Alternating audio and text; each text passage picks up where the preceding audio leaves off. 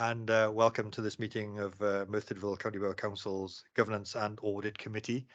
We have a mix of in-person and hybrid joiners today. So we'll just check the way to catch my eye for questions in the chamber. I think there's a traditional wave your hand. And for those people on Teams, if you press your button, hopefully I'll have somebody marked to keep an eye on who is wanting to speak, and I'll make sure I bring you all in. Welcome today to colleagues from Internal Audit and from Audit Wales, and other welcomes include Lisa Emerson, I can see, who's on the call as well for a paper she's got later on in the day. Item 1 on the agenda is apologies for absence. We've not received any, but we have a couple of councillors not in attendance at the moment, so we'll record those as we go. Item 2 is declaration of interest.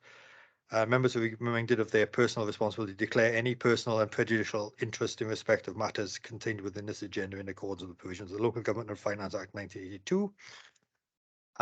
So are there any declarations anyone wishes to make? I've got lots of looking around because I've got to look in the room and on screen, but I see nothing, so we'll move on. Item 3 on the agenda is the minutes of the previous meeting.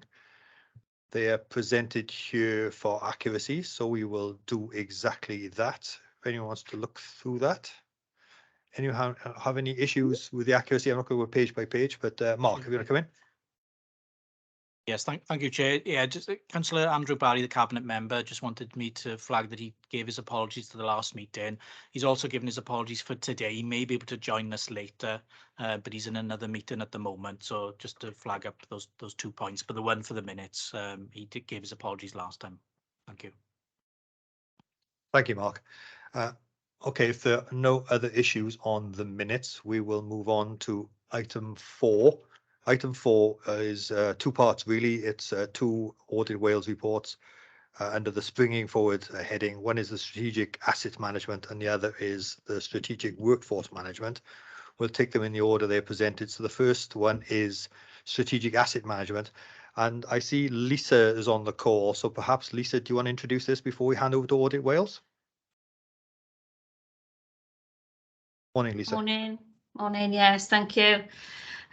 Yes, so I've drafted up the cover report. We've obviously received the Wales Audit report, which I've taken to the Asset Management Board. So we fully accept the recommendations included within that report, and we'll be redrafting our draft asset management plan based on some of those recommendations. So happy to take any questions after, I guess, Wales Audit have presented their report.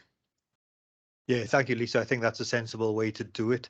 So we'll look into my Audit Wales colleagues. We've got Ian Phillips and Jeff Brown on the call. So I don't know which of you is going to do this. It's going to be a tag team. I'll hand it over to you. Okay, thanks, Chair. Yeah, I'll take the strategic asset management report, and my colleague Jeff is going to take the strategic workforce management report afterwards. Just a little bit of background. The Springing Forward project was carried out at all 22 councils, and it focused on these 2 areas of strategic asset management and strategic workforce management. For the assets report, we sought to answer the question of whether the council's strategic approach to its assets is strengthening its ability to transform, adapt, and maintain the delivery of its services in the short and long term. Overall, we concluded that the council can demonstrate that it's applying the sustainable development principle in some of its assets plans, but needs to assure that this approach underpins its strategic asset management more broadly and is supported by robust review and monitoring arrangements. The report sets out why setting a clear vision is important, and also why the sustainable development principle is important. And we state that given the length of time since the Wellbeing of Future Generations Act was passed, we now expect public bodies to be able to demonstrate that the Act is integral to their thinking and genuinely shaping what they do. We found some good examples where the council has meaningfully considered the sustainable development principle in some of its asset management planning. So, for example, the Cavada Plan and the Economic Vision 2020 to 2035. However, overall, we did not find that the Sustainable Development Principle was shaping the Council's strategic planning of its assets more broadly. So therefore, we made a recommendation to that effect. That was how it needs to ensure that the Sustainable Development Principle is driving approach to all its assets.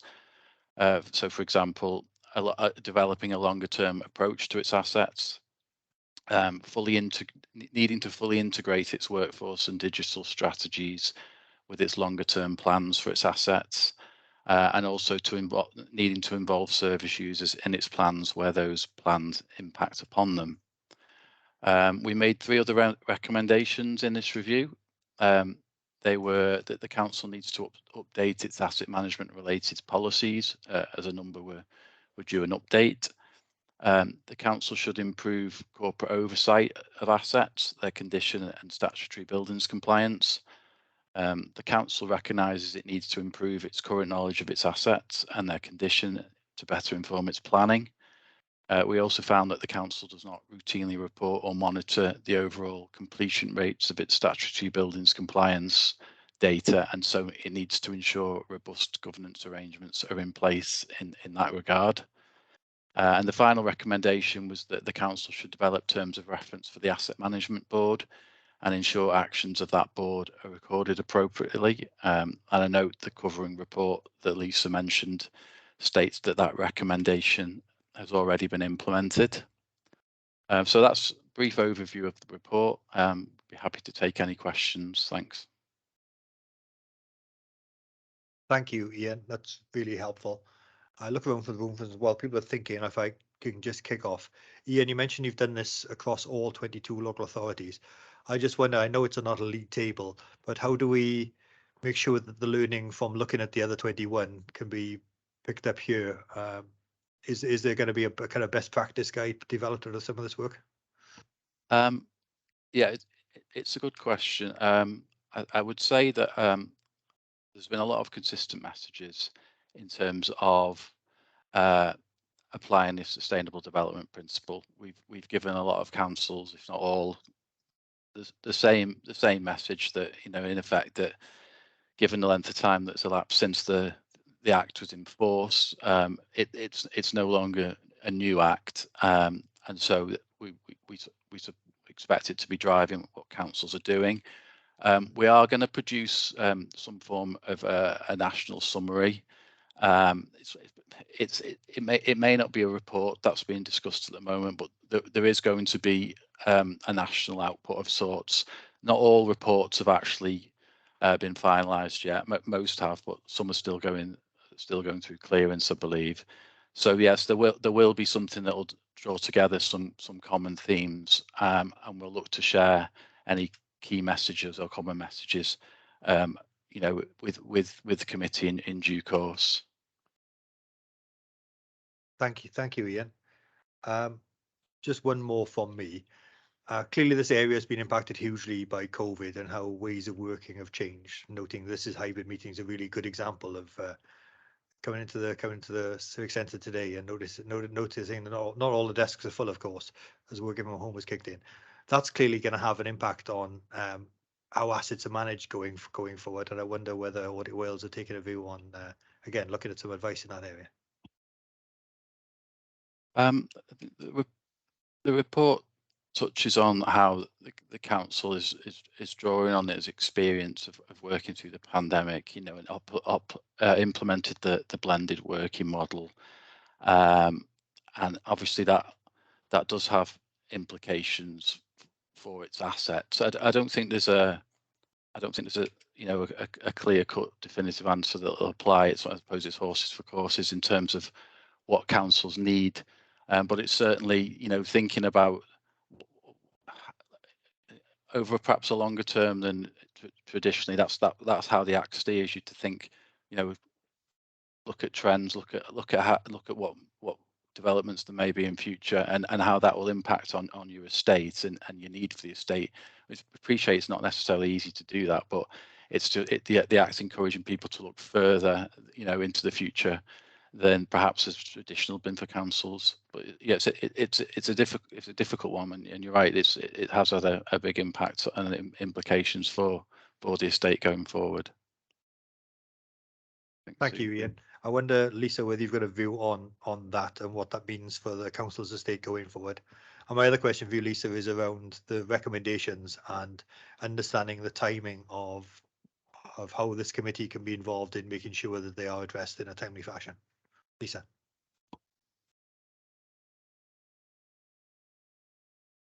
Yeah, as I said, I mean, we accept the recommendations in the report, and obviously, you know, as you know, since COVID, we've been looking at our agile working, you know, and there's been quite a lot of work around that, I suppose. You know, we're only at phase 1. There's still quite a bit of work to do. But, you know, it is interesting that the report points out, you know, how critical it is really to take that long-term approach, and also how our digital strategies and HR strategies need to, you know, to be aligned to our asset management plan. So, you know, that's something that we are working on, and, you know, that will give us our longer term view. It's something that we are working on as part of the asset management board, you know, in reviewing our plan now, so that we do have that longer term approach, and we are looking probably at a 15-year plan rather than our traditional 5-year plan. Oh, okay, that's really helpful. Quite kind of sobering, actually, and how we need to look to the long term. That's really helpful. I can see a hand up by the Vice Chair, Sue Erickson.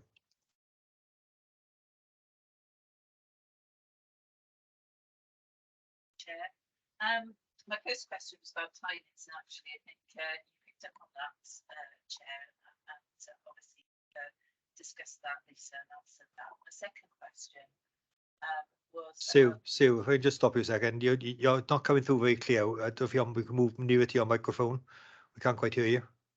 Thank you. That would help. That would help. That's apologies, everybody. Apologies, Chair. Thank you for helping me on that. Sorry, my first question was about timings, and I think you've already picked up on that, Chair, and answered Lisa. So thank you for that. My second question was on the first recommendation in this report, where you look at the longer term approach to his assets, and I note that in the paragraph above this in the report, you refer to the key documents reviewed during the audit as being the draft asset management plan and so forth. I just wondered, did you look at the sort of longer term strategy for the council, and how the asset management plan fits into that? And also, you know, if it's the draft asset management plan, how soon is that likely to be finalised, and how reliable would that draft be if it's not in the final state? Thank you. Okay, there's bits there for perhaps Ian and Lisa, so I don't know which order you want to take those. Should I come in first there, ahead. just to give some information about the draft asset management plan? So the draft has been in place for a little while, actually, and we've taken it to scrutiny with a view to getting it adopted at full council. That was delayed partly because we wanted to see the results of this audit, and also the elections caused a little bit of a delay as well. So having taken this back to the Asset Management Board now, we've decided to review that draft so that we do have that longer term view. I mean, we do align to all our corporate strategies, so we do try to take that longer term view, but I can see it doesn't come through particularly well in the draft that we have at the moment. So we are reviewing all our service asset management plans in the first instance, because that's where we get a lot of our key strategic information from. So there's a piece of work going on with all directors at the moment in pulling that work together. Thank you, Lisa. Ian, do you need to add anything? I think I'll just come in. I think Sue was talking about, you know, the alignment with other policies and strategies. Is that right, Sue? Yes, Yeah, yes, and how it's sort of yeah, you look at the corporate strategy as Lisa just mentioned. we looked at a range of the council strategies. You know, I mentioned the positives of the Cavartha plan and the economic vision, but with the not being a strategic workforce plan in place, and the digital strategy being under development, that was an opportunity really to align those. And we also found that obviously the recovery, transformation and improvement plan is a key document of the council going forward, albeit it's becoming subsumed into the corporate plan. And it wasn't clear how the draft, corporate asset management plan was going to actually support the recovery, transformation and improvement plan. And I think that's part of how Lisa will correct me if I'm wrong, that the council are reflecting on that and looking at how they can better align their sort of strategies going forward. Okay, thank you. Thank you. That's really helpful. The last point for me is simply a procedural one. There were 4 recommendations here, although I note in the paper that one as you pointed out, has already been implemented. These will be added onto some sort of audit tracker, which I'm told the performance team keep a track of. Is that right? So this committee will be able to track those. Mark?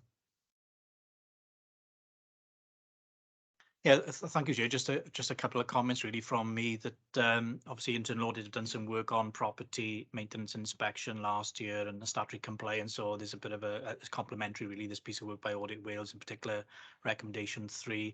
So Lisa's worked closely with Catherine Davis, one of the internal auditors, on that, and we will be following up on that later on this financial year in terms of just to feedback to the committee on progress in implementing the recommendations. So hopefully all those things are consistent in terms of some of the recommendations that are being made. And similarly, the information reports that are later on the agenda, there's one there on corporate asset management as well that we've done recently. So that was a reasonable assurance report with, I think it was 5 recommendations in there. So so hopefully they're all sort of saying the same thing, so they're certainly not conflicting and complementary to one another. And I'm sure Lisa's working hard with the team to implement the recommendations. Thank you. Thank you, Mark. If there's no other questions on that one, we'll say thank you, Lisa and Ian, and we'll move on to the other. Sorry, I didn't see you, Steve. Sorry, Councillor Scriven. Yeah, I just got 5 different points, Chair, just to pick up on what was just said then. So I'm assuming from that then, with the real issue that we're informed of the development around the improvement of the asset management rated policy and any oversight on the condition of assets. I was going to ask that beforehand anyway, because I just think it's really important now that we're 7 years on, it's already been said since the Act was put in place and that ownership was put on us, and to ensure that we're actually achieving under the 5 different ways of working. Like in terms of our assets, I know in the report there's 167.6 million in value, and I do find that concerning if the audit is showing that the improvement and needed long-term needs those assets is not being considered currently, and that's a recommendation. We are under significant scrutiny with particular aspects of the assets we currently have. And I know we can't afford to fall short in how we balance the current need of those assets in terms of what the future implications are for them. So I just want to ensure as a committee that we do get an update and that's consistent on where we are with that. That was my first point. I was looking at page 23 and I'm just going to, if I move my notes out of the way, because I'm trying to look at the point that I'm referring to.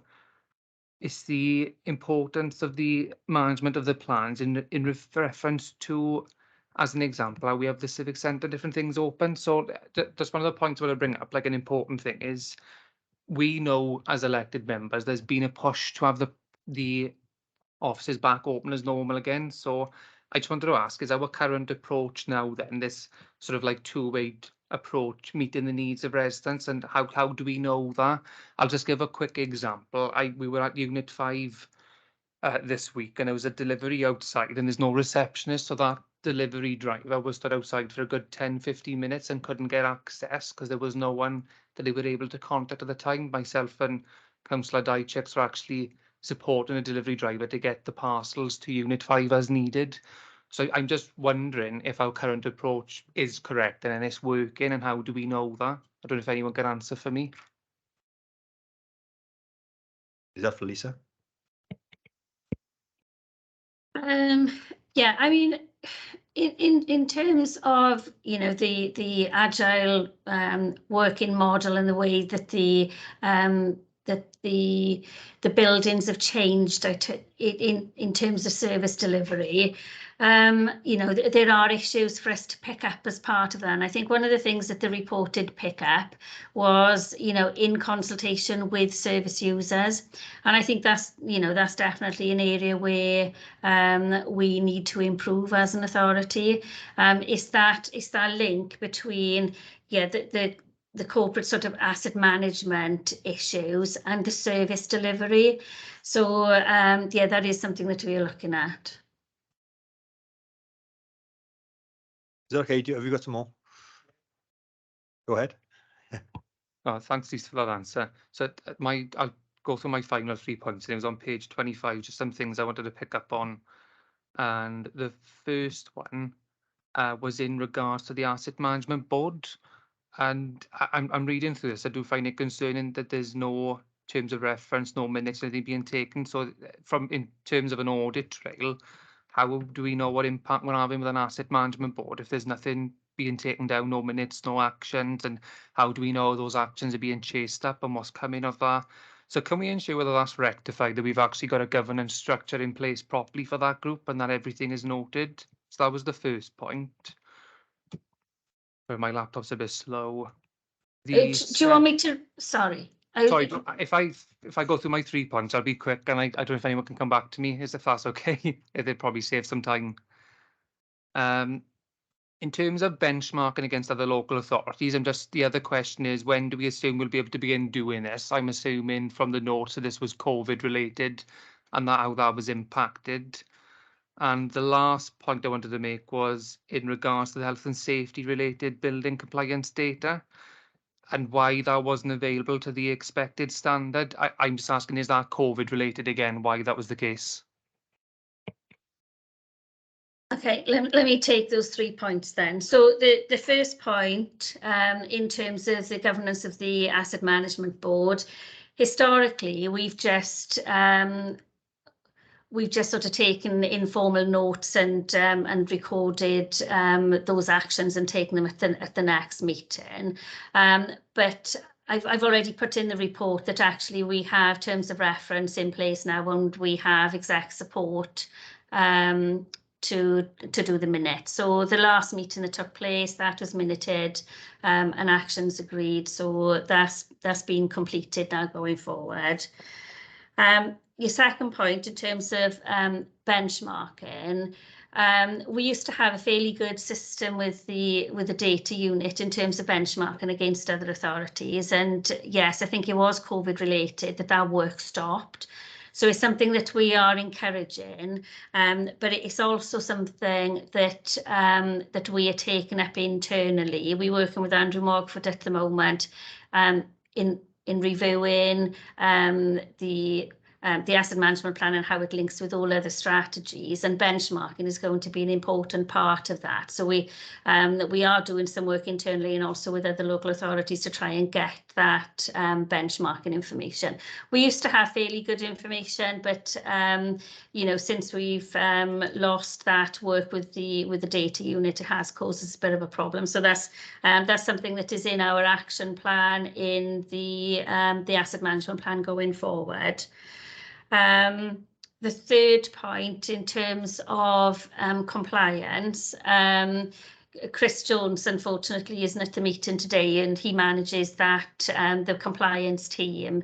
But as Mark Thomas pointed out earlier, there was an internal audit report on maintenance and statutory compliance, and there were some fairly significant issues raised as part of that. So there is a plan in place to deal with that. I'm not sure it was really related to COVID. I think it was more capacity issue in terms of the amount of work and implementation of some IT systems that have caused the issues. But we've had additional resources aligned to compliance, and there are also specific actions within the asset management action plan that addresses compliance specifically as well. You okay? Okay, thank you, Lisa. And again, as we said, we'll keep an eye on these because they'll be added to the log of external audit recommendations that I think is managed by Andrew Mogford. So that'll come back to this committee on a reasonably regular basis. We'll be able to make sure that things are dealt with as appropriate. I've just been given a note here. Sue Erickson and Bob Williams, if you could turn your cameras on as committee members, that would be really helpful, just so we could see you all in all your glory. Although I do realise that the members in the chamber aren't seen online either, unless they're asking questions. But anyway, the more we can have the video recording of all of us, then the better. Absolutely. Okay, thank you for that. Okay, we'll move on to effectively 4B, the second half of this, which is the other springing forward report, which is about strategic workforce management. The paper is headed up as Hannah Brown. I don't know if she's on. Oh, she's not on the call because she's sat right next to me. Hannah, hello, welcome. If you just want to introduce it, then we'll hand over to Jeff from Audit Wales. Good morning, everyone. Yeah, so we received the Strategic Workforce Management Springing Forward report. We worked with Jeff to collate the information that's been detailed in the report. There's been recommendations that we accept, and that these are related to our sort of key workforce risks, our strategic workforce planning, and some monitoring and review arrangements. So I'll pass over to Jeff to provide some more detail. Jeff, good morning. Morning, Chair. Thanks very much for the opportunity to talk to this report. As Ian's already introduced the asset management report, actually this is also a strategic report that was undertaken across all councils in Wales. I guess the sort of the backdrop to this was that we were trying to, as an organisation, trying to understand the I guess the opportunities and the challenges that the pandemic was presenting or exacerbating, and so that was the sort of backdrop to the work that we were undertaking. And as for the asset management review, we had a sort of an overarching question that we needed to answer, which was, is the council's strategic approach strengthening its ability to transform, adapt, and maintain the delivery of its service in the short and longer term? So that was I guess that was the overarching question. In terms of our overall conclusion to this, we found that the council has been building its workforce capacity to maintain service delivery, but it now needed to focus on strategic workforce planning to strengthen its ability to adapt services over the medium to longer term. That was the overall conclusion.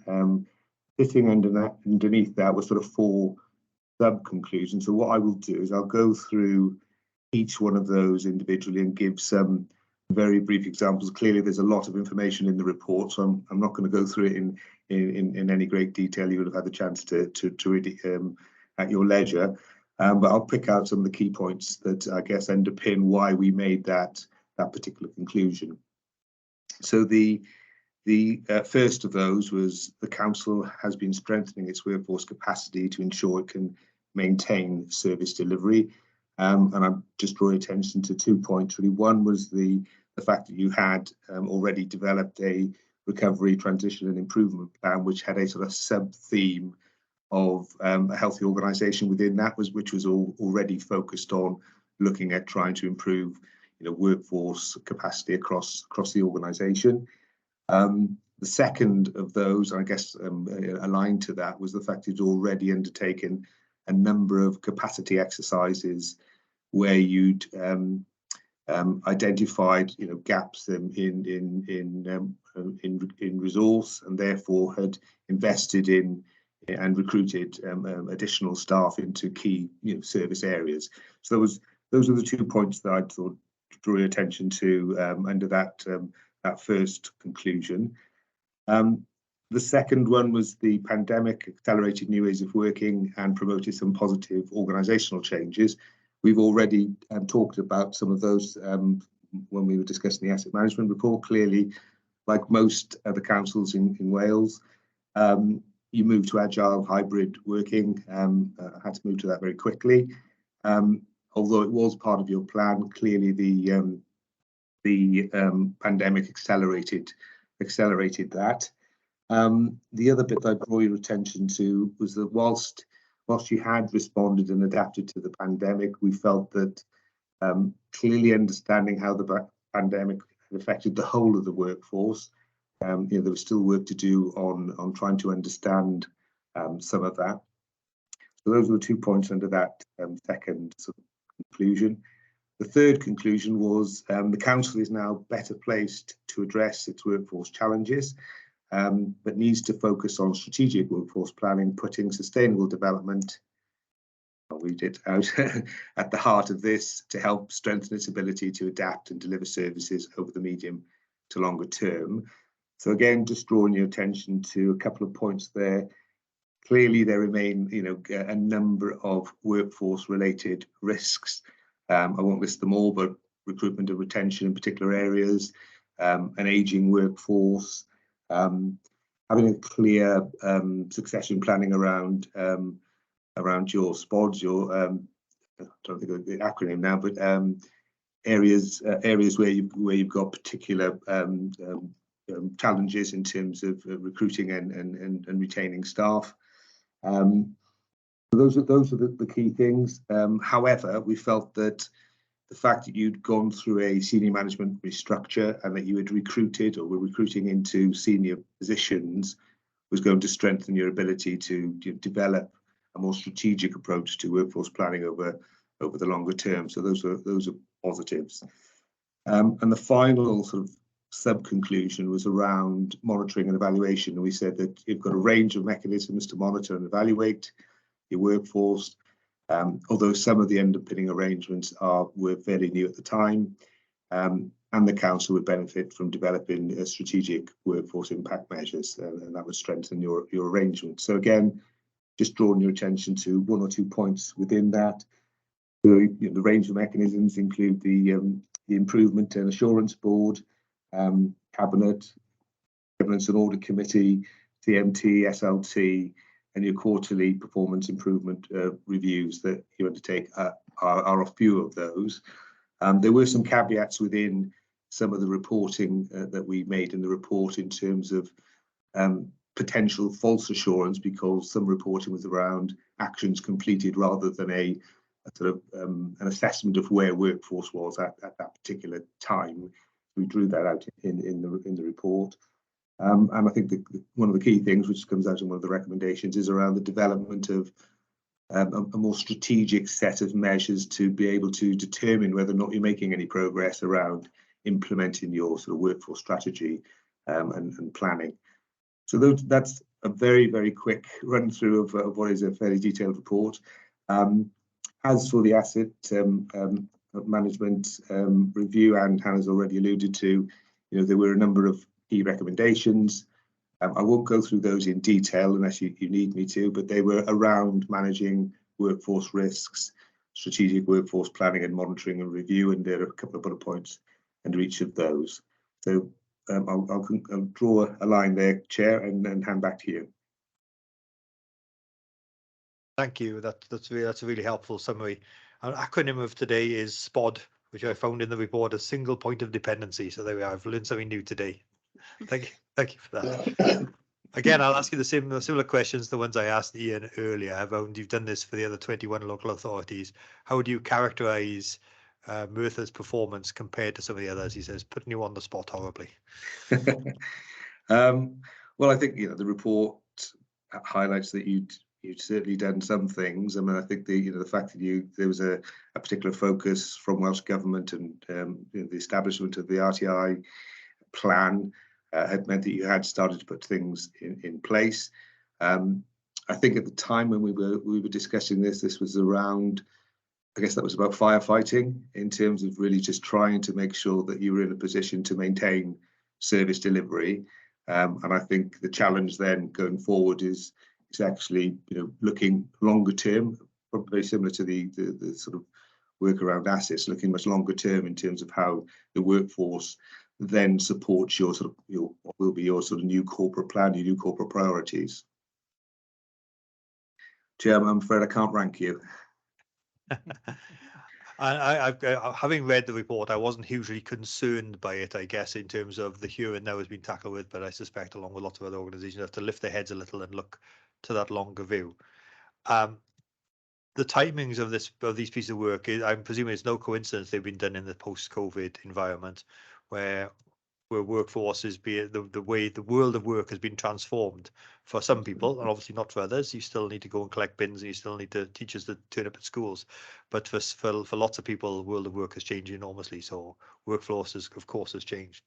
Again, same question about managing the recommendations. They'll be included in the tracker, I presume, and therefore we as a committee will see them in terms of being managed through that process. I guess that's the process mark again. Yeah. Okay, looking around the rooms for any other questions on the paper. Perhaps Hannah, to do any final thoughts?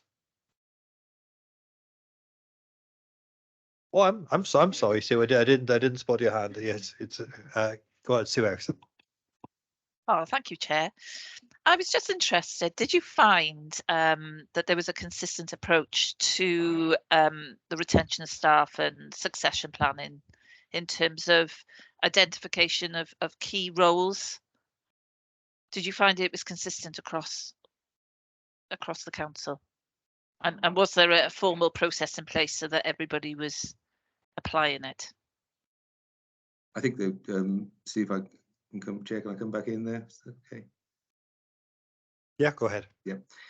So so in terms of the detail within the report, clearly we identify the need to improve succession planning around those points of dependency.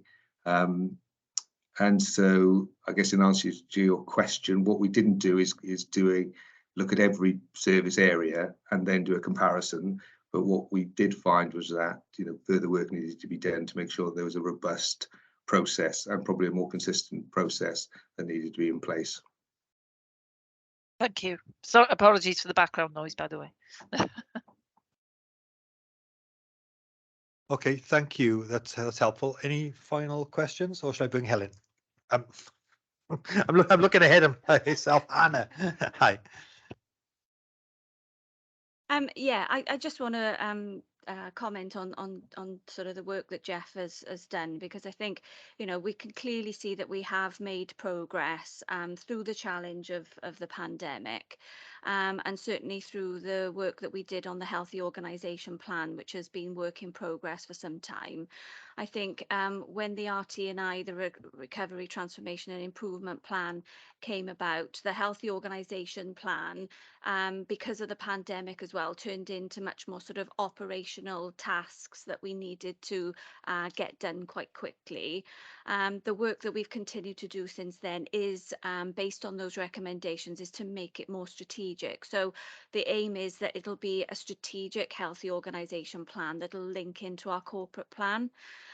The other piece of work that is in progress is that's strategic workforce planning. So even though we are looking at capacity and single points of dependency organisationally, the other sort of gap, I think, is that we need to make our directorates and our departments responsible for that longer term planning with their workforce.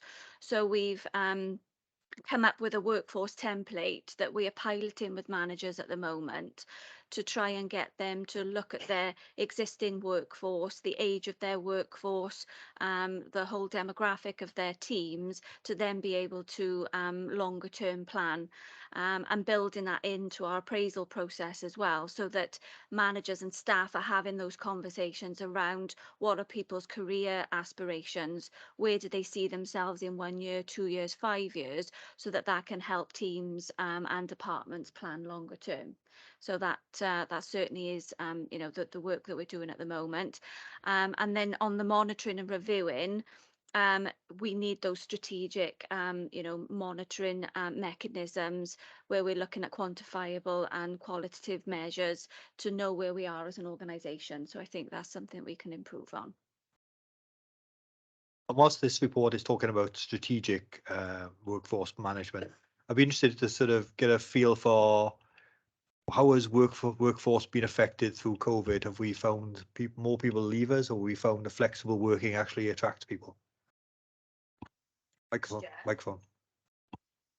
I think it's a mixture, because as much as people are embracing the new ways of working and people have a better work-life balance, it also means that maybe because a lot of our workforce are actually residents in Merthyr, with other workplaces offering the agile approach, it now means that people don't have to work locally. They can still work from home, but possibly work for local authorities or private sectors that are not even in Wales. So we have found some people leave, to go to places in England. So, but also the benefit is previously we couldn't perhaps attract people who didn't work locally. So again, if somebody lived in Cardiff or further afield, we can attract those in. So I think there's a bit of a balance. I think the whole retention issue that we're seeing over the last couple of months is a lot due to the cost of living crisis, and that's proving to be a challenge for us as well. That's really helpful. Thank you, Hannah. That's some new issues there, new things to think about. So Yeah. Thank you for managing those. I'm looking around for any more questions. I don't see any. So Hannah and Jeff, thank you for that. We'll move on to item 5, which is the forward work programme for this committee. And I think, Lisa, you're going to introduce this. Yes, thank you, Chair. I'll be taking everyone through the agenda item number 5 this morning. So agenda item number 5 is the Governance and Audit Committee Forward Work Programme for 2022-23.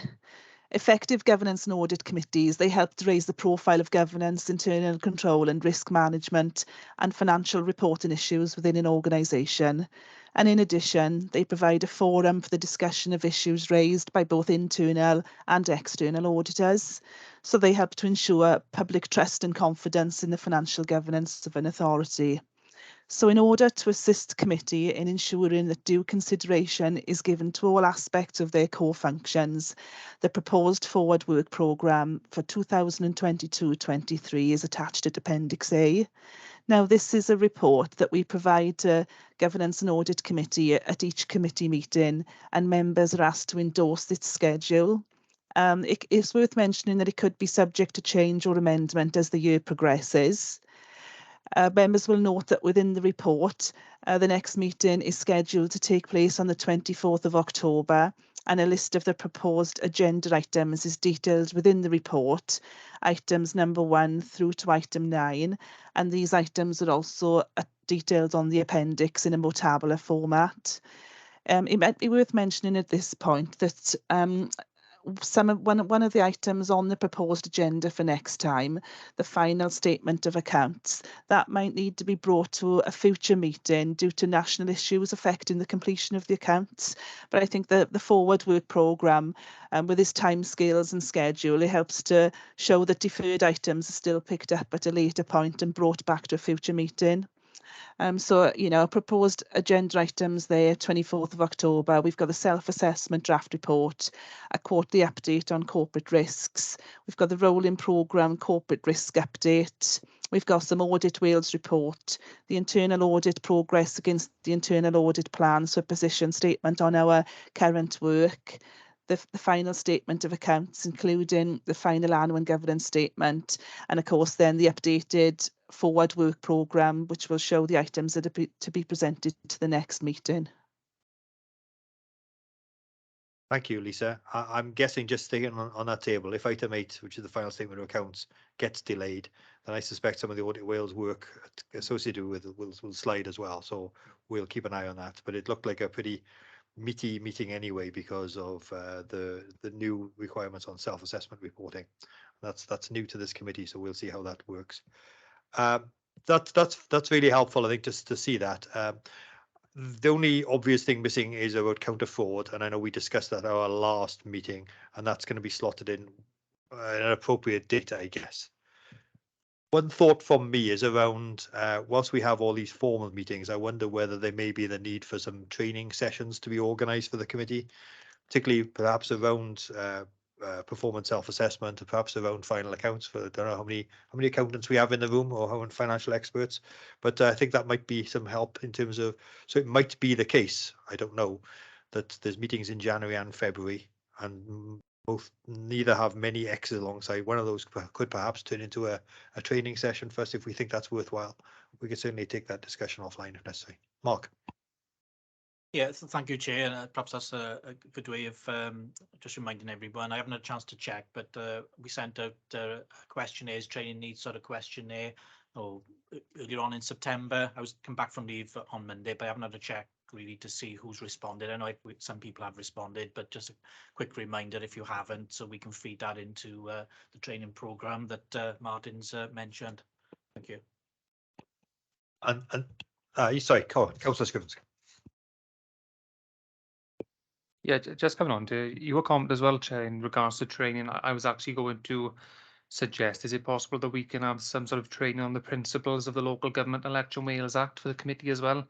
I know I've gone on in previous meetings about the impact section 39 to 44 hours on our participation engagement processes as a council, but I think it's incredibly relevant now, especially if there's going to be a possibility of additional items coming in, that the committee fully understands what implications this new act is going to have, because it's quite an interesting read, just the sections I've gone through myself.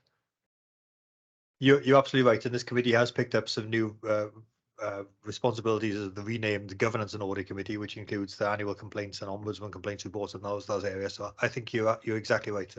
I'll ask officers to go in and have a look at that, and I suspect that probably can't wait until the new year. So we're worth seeing where we can schedule something for that. It's really helpful. Thank you. One other thing I was going to say is that as a result of the new act, this committee has a new set of terms of reference, which includes those new areas. And I'd ask officers to go away and have a look to make sure that everything in the terms of reference is covered in this work plan, so they can map against each other. So if there are any gaps, we can pick that up. So perhaps we can bring those two together for the next committee meeting.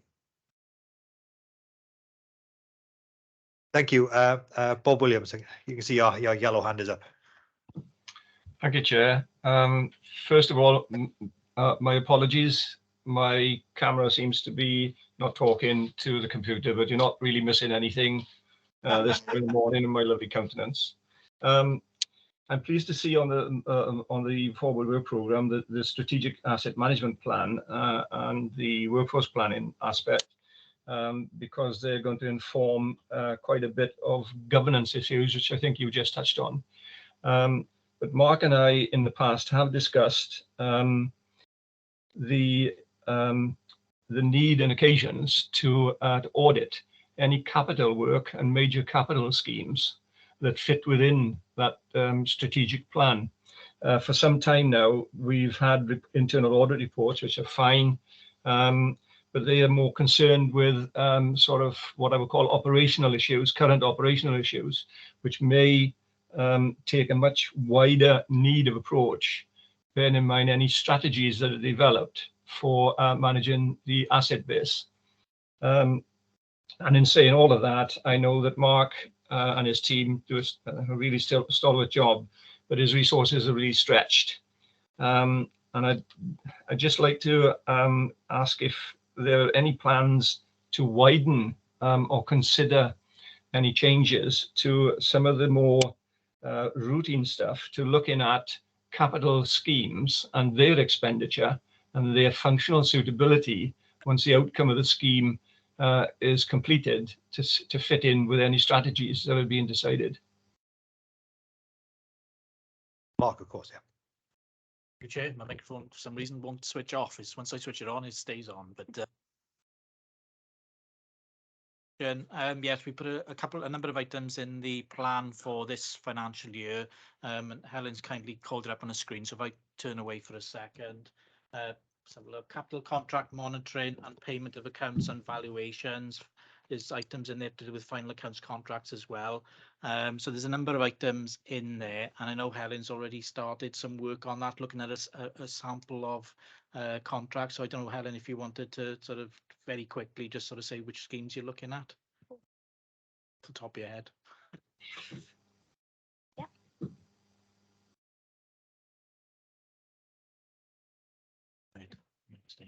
Yes, so I've been allocated the capital contract monitoring and payment of accounts and valuations. It also includes sort of the recruitment of any consultants during contracts.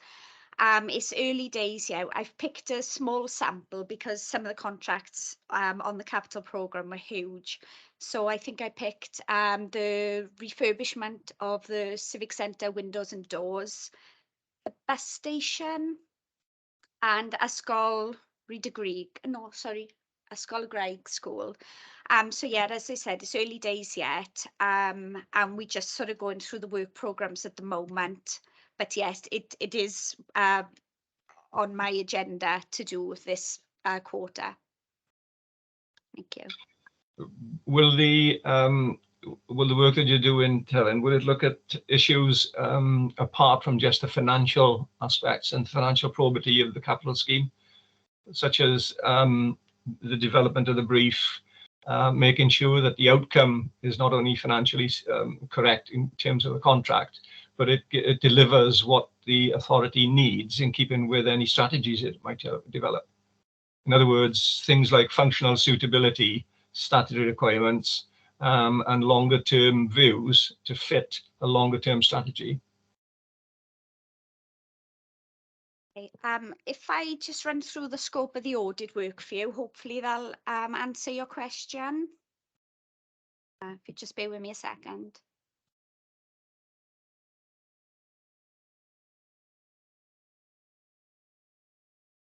Sorry, just finding the scope of audit work. The filing system's so efficient. It's big.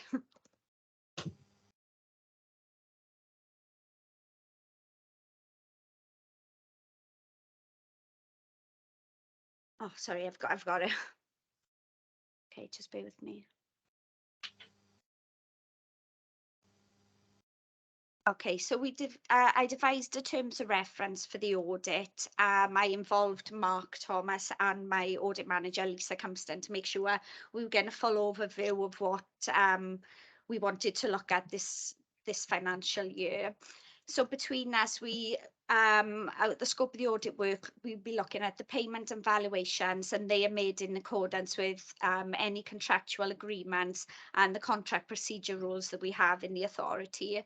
I'll also be looking at inspections and again ensuring they are undertaken to ensure required standards are being met and as per the contractual agreements. I'll be looking at where applicable the procurement or appointment of any consultants. Again, making sure that's been made in accordance with requirements, the financial procedure rules and the contract procedure rules we have in the authority. And I'll also be finally looking at the sort of contract, the monitoring of the contract, and to make sure it is effective and there's adequate reporting processes in place. So the 4 areas we'll be looking at will be undertaken over the sample of contracts that I selected for review. Thank you. Okay, thank you very much. Thank you, Helen. And perhaps the next internal audit update you bring, perhaps you could just tease out capital a little bit in there just to satisfy Bob's questions. Bob, is that okay, or have you got anything further to bring in? No, that's fine for the time being. Thank you very much. Okay, thank you. Sue, your hand is up. Oh, thank you, Chair. I've just followed on from Bob's question, really. I just wondered, is there another committee that the capital works are considered or improved or monitored as standard? I wasn't sure in terms of how the structure is within the council. Do they, you know, sort of, is there an investment committee, or forgive me for asking, I just thought I'd raise it. Thank you. Don't know if anyone can answer that. I'm no expert on the governance structure of the organization. I'm looking around the room to see if anyone knows anything. Sorry. Chair, can I ask perhaps if the scrutiny committees have a kind of an overlap with what we are talking about? Sorry, if I can join in. As I pick my sample, we have a capital programme that is presented to a committee. I can't remember offhand which one it is, but when I picked my sample, I did look at the committee minutes, and that added to how I picked my sample. So on the capital programme that is presented. Yeah.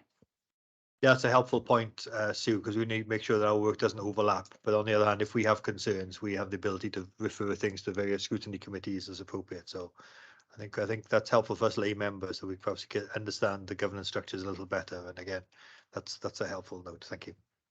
Yeah. Anything else on the forward look? I think we've got a few items that have come out of that. One final thing from me is I'm aware that there's going to be a joint meeting of scrutiny committees and this committee to discuss budgets going forward. I haven't got that date, although it may be in members' diaries. But if that can be shared with everyone, just to make sure we get that in our diary as soon as possible. Just looking over at Maya. Okay, as soon as the date's available, if you can let us know, it'd be really helpful. Thank you. Which takes us on to item 6. Lisa, do we stay with you? This is the internal audit reports have been issued, and these reports are all available on modern.gov, as I found, for those members who've got access to that. Lisa. Yes, okay, thank you, Chair. So the normal process is that at every governance and audit committee, we send as information reports to all members, copies of our final reports that have been issued since the last meeting. So these final reports, there's a list of, in table 1, of the reports that have been issued and the audit opinions and the number of recommendations made, and a copy of these reports have been provided to members. And members are determined if there are any reports that they wish to consider in more detail at a future meeting, or if there's any updates that they wish to ask officers to bring to a future meeting based on the information reports that have been provided. Of course, from the table 1 that you provided, it's reasonable that we as committee members worry more about the ones which get limited assurance reports, and I can see there's one on there, Goitra Primary School follow-up. We've got that in our bundle of papers, and I can see that despite it being a limited assurance report, I think it'd be reasonable to characterize it as there is a positive direction of travel. Yes, Chair. Well, this was a follow-up audit that we undertook, and whilst the follow-up review still has 11 recommendations and we still give a limited assurance opinion, I think it's important to mention that the school has made quite significant progress from where they were at a point in time. So although they are quite not where they should be, that there has been an improvement in their overall financial administration, and so there is a commitment to putting things right. We also have another follow-up of this school plan for 2022-23. At the moment, that is planned for Q4 to give the school sufficient time to put the things right as a result of this follow-up audit. But in accordance with our procedures, we are going back again, and hopefully when we go back, we'll see further improvement from the limited assurance and the 11 recommendations made. Thank you, Lisa. You headed my question off at the pass there about sort of we're making sure we go back again. So we're going back again in the new year. That's really helpful. Thank you. And as you said, this is a shorter report than the standard report, because obviously we don't get that every single meeting. So next time around we'll get a fuller report which tells us everything that's happening in the world of internal audit.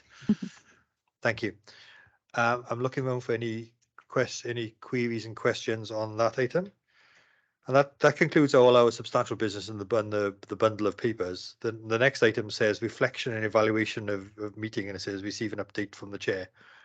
Well, I guess I'd fully say that it's weird to actually be in the chamber. It's my first time here, is sitting in this chair, and I think it's great to be back in person. It's slightly bizarre hybrid working. I'm going to be looking in, I'm going to head on a swivel permanently to see people on screen and in the room. And I guess my first thing was to say thanks to the Democratic Services for getting the IT to work here today. It's been wonderful. It seemed pretty seamless, and I've been able to. The meeting's been able to happen. In terms of we've got the forward work program. I mean, the meetings are all scheduled for 2 p.m. usually. This has been extraordinary because of obviously this was scheduled for and it's had to be removed because of the Queen's funeral and the period of mourning. So normally the meetings are 2 p.m. I presume that fits with everyone's diary, and it's in diaries now, so I'm guessing that's standard. Okay. For me, I just wonder about the papers. The only thing we don't have, because I know that this organization has a process of recording meetings and the recording becomes live at some point in the future. What we don't necessarily have is a way of tracking things where we said that will happen, because if that will happen, how do we know that it has or hasn't happened if there isn't some sort of action log? So I'd like to look to officers to see if we can look to develop an action log, just so that when questions have been raised and somebody said, I'll get back to you, or that'll be in a future meeting, then we make sure it does happen, because otherwise it's only as relevant as the next set of minutes otherwise. So that's my kind of thinking on this. But I think it's been really interesting, apart from not being able to see people over these screens. So I think the other point I'd say is these screens at the front for this top level need to be lowered. So we need to talk to IT about how we can get these screens lowered a little bit to actually see everybody in the room. That'd be helpful. Other than that, I have no other particular observations to make. I wonder if anyone else has got anything to say about how efficiently or not this has been run today. Excellent. Okay. In that case, then we move on to item 8. Any other business deemed urgent by the chair? And there isn't any. So I look forward to seeing you all on the next meeting. And I scroll back to my diary dates, and it says here the 24th of October. So see you back here in 4 weeks' time. Thank you, everyone. Thank you for attending.